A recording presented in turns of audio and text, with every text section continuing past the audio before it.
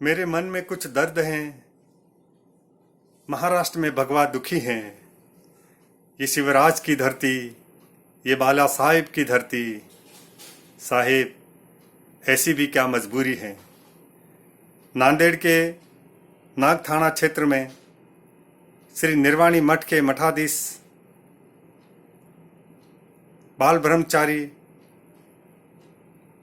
पशुपतिनाथ शिवाचार्य महाराज की आज सुबह 3 से 4 बजे के बीच में किन्हीं लोगों ने धारदार हथियार से उनकी हत्या कर दी।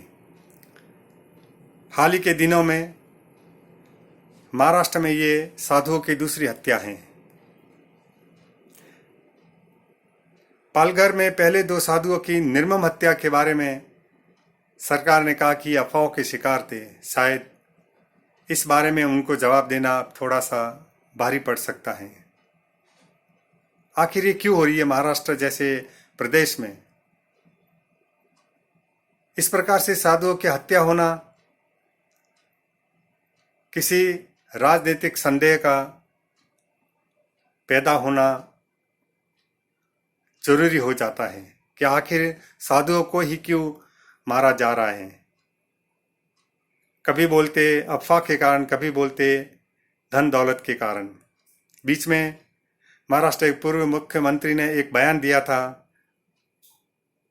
कि हिंदू मंदिरों में जितना भी सोना है सरकार उस पर कब्जा करे। क्या उसका ये परिणाम है और ये समझा जा रहा है कि साधुओं के पास बहुत धन दौलत है इसलिए उनको मारा जाए। कोई भी कारण हो,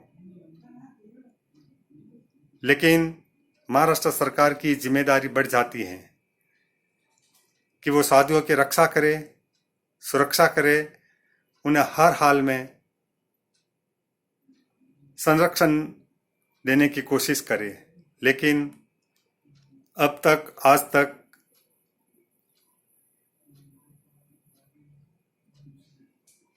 सुखदायक खबर नहीं है। प्रशासन इसके बारे में क्या सोचता है, क्या मजबूरी है, ये हमें नहीं मालूम। क्या महाराष्ट्र में राजनीति उबाल ले रही है? क्या पहली दूसरी पार्टी तीसरी पार्टी को खत्म करना चाहती है, बदनाम करना चाहती है? क्या मध्यावधि चुनाव लाए जा रहे हैं?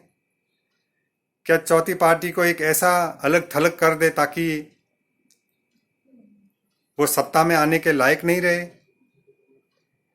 मुझे नहीं मालूम इसका क्या कारण हो सकता है, लेकिन जो सामने दिखता है वो कारण बहुत ही दुखदायी है।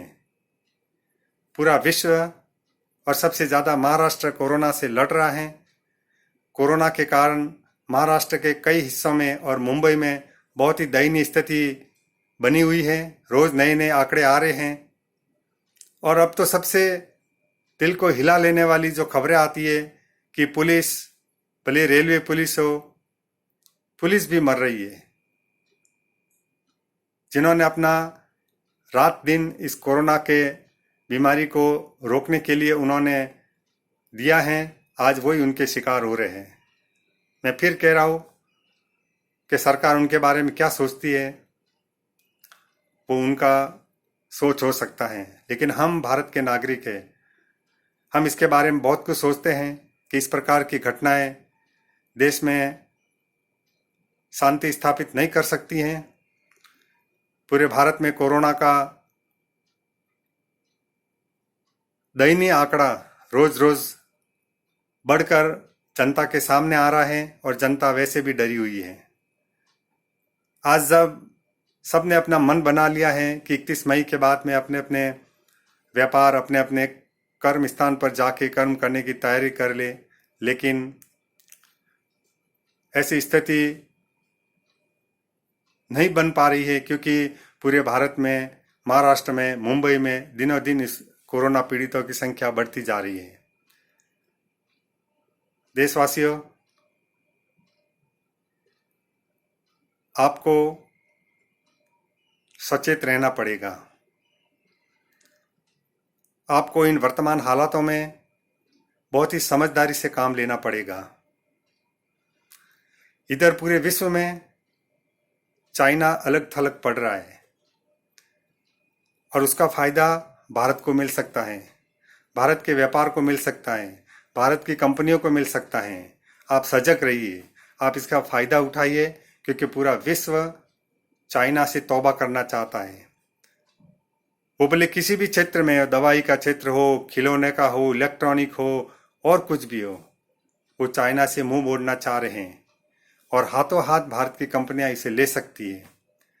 यही तो सूझबूझ है भारत के प्रधानमंत्री श्री नरेंद्र मोदी जी, जिन्होंने 20 लाख करोड़ का एक आर्थिक कवच पहना दिया है ताकि चाइना के व्यापार को वो भारत में लाकर भारत को 10 गुना गति दे सके। आप उस पर ध्यान रखिए, आप उसको समझिए। देशवासियों, उत्तर प्रदेश के पूर्व मुख्यमंत्री, उत्तर प्रदेश के पप्पू भैया आज बता रहे हैं कि कोरोना पेशेंट के पास से मोबाइल उनके बेड तक नहीं लेने दिया जा रहा है, क्योंकि वहाँ की दयनीय स्थिति उस मोबाइल में रिकॉर्ड करके वो लोग बाहर भेज सके। ये सोच अच्छी नहीं है। इस वक्त उत्तर प्रदेश लड़ रहा है, बहुत ही अच्छे ढंग से लड़ रहा है और उसका रिजल्ट सामने है। पूरा देश लड़ रहा है, पूरा विश्व लड़ रहा है।